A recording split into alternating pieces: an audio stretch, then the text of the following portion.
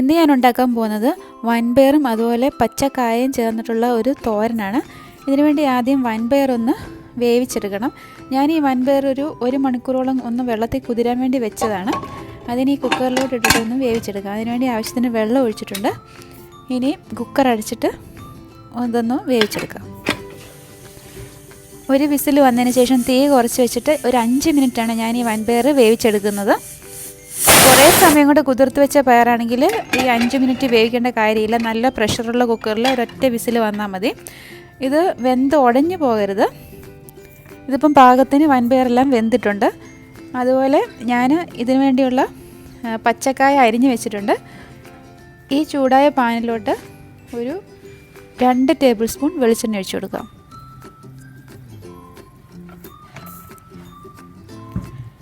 വെളിച്ചെണ്ണ ഒന്ന് ചൂടായിട്ട് വരുമ്പോഴത്തേക്ക് അതിലോട്ട് ഒരു 1/2 ടീസ്പൂൺ കടുക് ഇട്ട് കൊടുക്കുക.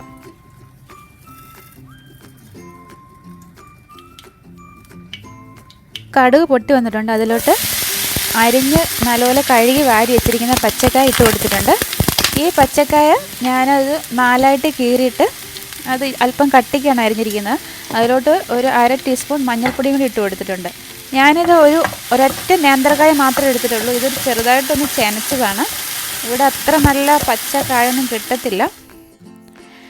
ഇതൊന്ന് എണ്ണയിലിട്ടൊന്ന് ഒരു 2-3 മിനിറ്റ് ഒന്ന് ചെറുതായിട്ടൊന്ന് വഴച്ചാം. ഇനി ഇതിലോട്ട് ഉപ്പ് ചേർത്ത് കൊടുക്കാം.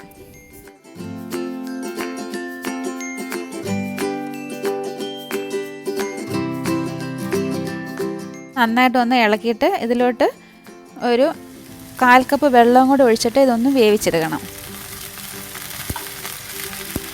നന്നായിട്ടൊന്ന് മിക്സ് ചെയ്യാം. ഇനി പാത്രം അടച്ച് വെച്ചിട്ട് ഇത് ചെറിയ തീയിലൊന്ന് വേവിച്ചെടുക്കണം.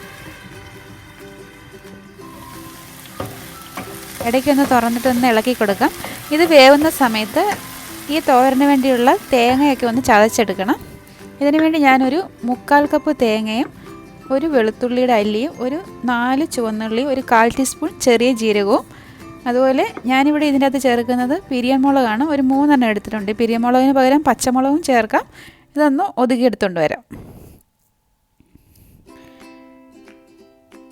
ഇതിപ്പം ഈ പച്ചക്കായ ഒരുവിധം വെന്തിട്ടുണ്ട്.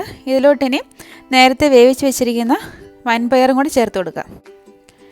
ഈ ചുവന്ന പയറിനാണ് ഞാൻ വൻപയർ എന്ന് പറയുന്നത്. ഞങ്ങളുടെ നാട്ടിലൊക്കെ വൻപയർ എന്നാണ് പറയുന്നത്. ഇനി വേറെ വല്ല പേരുണ്ടോ എന്ന് എനിക്കറിയത്തില്ല. ഇതിലോട്ട് ഇനി ഒതുക്കി വെച്ചിരിക്കുന്ന തേങ്ങയും കൂടെ ചേർത്ത് കൊടുക്കാം.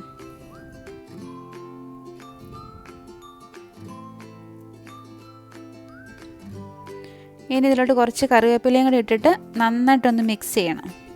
ഇനി ഇത് പാത്രം അടച്ച് വെച്ചിട്ട് ചെറിയ തീയിലൊന്നും കൂടി ഒന്ന് വേവിച്ച് ഈ വെള്ളമൊക്കെ ഒന്ന് വറ്റിച്ചെടുക്കണം.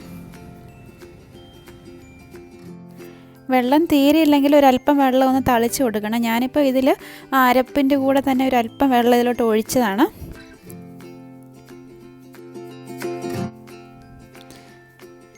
ഇപ്പോൾ ഇതിൽ വെള്ളമൊക്കെ ഒന്ന് വറ്റി വരുന്നുണ്ട്. ഇടയ്ക്ക് പാത്രം തുറന്നിട്ടൊന്ന് ഇളക്കി കൊടുക്കണം. പിന്നെ ഇത് കഞ്ഞിയുടെയൊക്കെ കൂടെ കൂട്ടി കഴിക്കാൻ പറ്റിയ നല്ല ഒരു കറിയാണിത്. ഈ വൻപയറും ഏത്തക്കായും കൊണ്ടുള്ള തോരന്. വൻപയർ തന്നെ തോരൻ വെച്ച് നമ്മൾ കഴിക്കാറുണ്ട്. അതുപോലെ ഏത്തക്കായും തന്നെ തോരൻ വെക്കാറുണ്ട്. പക്ഷേ ഇത് രണ്ടും കൂടെ ആണെങ്കിലും നല്ലതാണ്. ഇതിപ്പം കറി റെഡി ആയിട്ടുണ്ട്. ഇനി ഒരു സെർവിങ് ഡിഷിലായിട്ട് ഞാനിത് മാറ്റിയിട്ടുണ്ട്. ഇതിൻ്റെ വീഡിയോ നിങ്ങൾക്ക് ഇഷ്ടമായെങ്കിൽ ലൈക്ക് ചെയ്യാൻ അതുപോലെ ഷെയർ ചെയ്യാനും മറക്കരുത്. വീണ്ടും നല്ലൊരു റെസിപ്പിയുമായി കാണാം. Thanks for watching Hanna's recipes.